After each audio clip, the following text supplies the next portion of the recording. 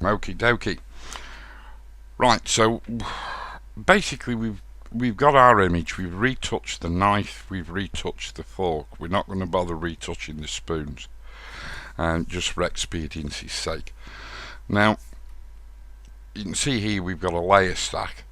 I actually want to keep this background layer here, this locked background layer, just for illustration. This is what we started with. So these two layers here, this fine cleanup and this content aware fill, the changes we've made inside those layers, you know, we keep a layer stack and we save a layer stack, basically so we've always got the option to go back and make changes or additions. We don't want to make any changes or additions to these, so just for expediency's sake, I'm going to select those two layers and we're going to go and merge layers. Okay, so now we've got our basic finished image. Let's call it our finished image. So I'm not going to bother renaming that. We know what we're doing. So this is our committed image. This is the progress we've made so far. That's where we started. That's how far we've got. Nice and simple. Now we want to smooth out that granularity on the how can I put it? You're not going to have much granularity in the highlights with this brightware, but here we've got this granularity in these reflections in the fork, and we've got a certain amount of granularity in these partial shadows, the actual shapes and tonal areas that actually express the A shape and B glossiness of the brightware that we've got a photograph of. Now at the end of the day, don't forget, I'm showing you how to retouch. There are other things we could have done. We could have gone in here and retouched the little imperfections here in this area on the knife, and similarly on the fork there. You'll find that if you photograph brightware, it looks better from a distance, it looks fabulous in your hand, but when you actually photograph it, you can see what a pig's ear they've made of it when you finish it, when they finished it at the factory. And to be quite honest with you, it needs completely repolishing, rebuffing, repolishing, and I haven't bothered to do it because we've just actually photographed this for illustration purposes. So, and also you might be wondering why we've got this sort of weird texture going on this surface that we photographed the brightware on. Well, it's simple. It's a piece of matte white foam core board which does have a slight texture to it, and so what we want to do is just add a bit of fit and finish, if you like, to this knife and this fork. But before we go ahead and do that, I've just noticed on these on this image that if we go out to zoom right out, you'll notice we've got these dark spots. There's one there, there's a partial one here, and there's a full one there.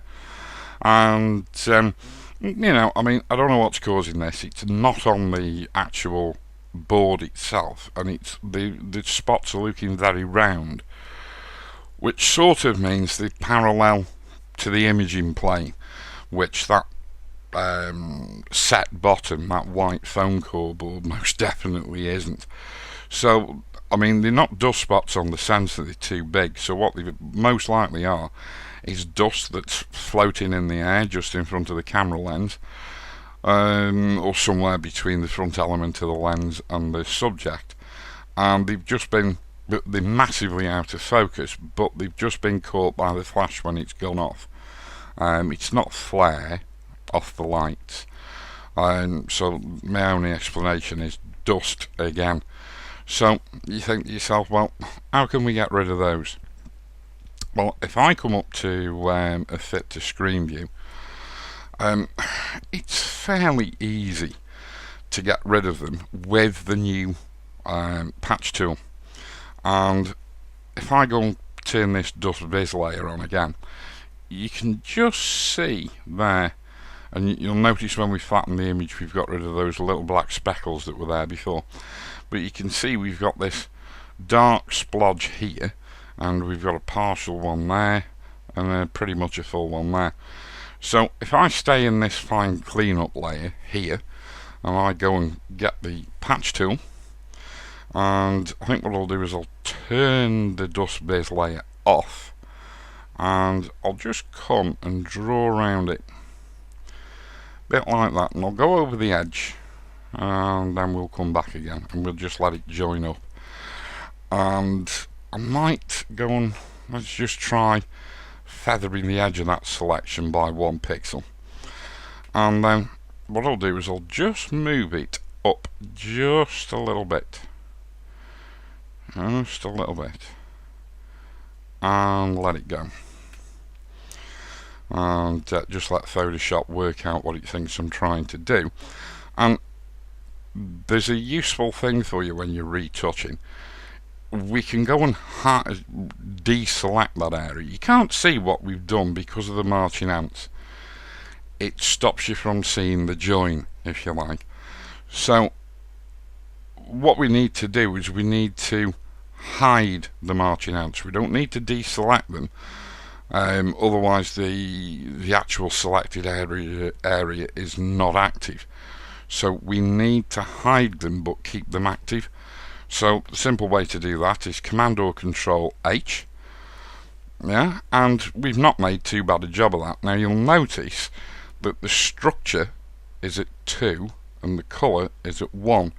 If I pull this colour slider down and then slide it up to 7, Photoshop will, in the background, theoretically, have a go at doing it. There you go. And you can see now that it's a lot darker than it was, and you can sort of see the edge between the shadow area and here.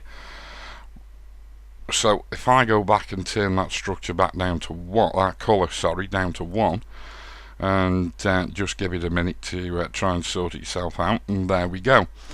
So that's another illustration of this structure colour variation, or the structure and colour parameters of the patch tool. So that's this main offending area taken care of.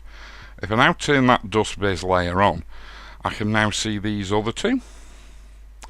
So what we're going to do here is, again, just go around, come down outside the bounds of the image, come up again, and then I'm going to move this way just a touch, and let's see what happens now. Make sure you don't clip that shadow underneath the knife handle there, and Command H again. Command H, please, thank you.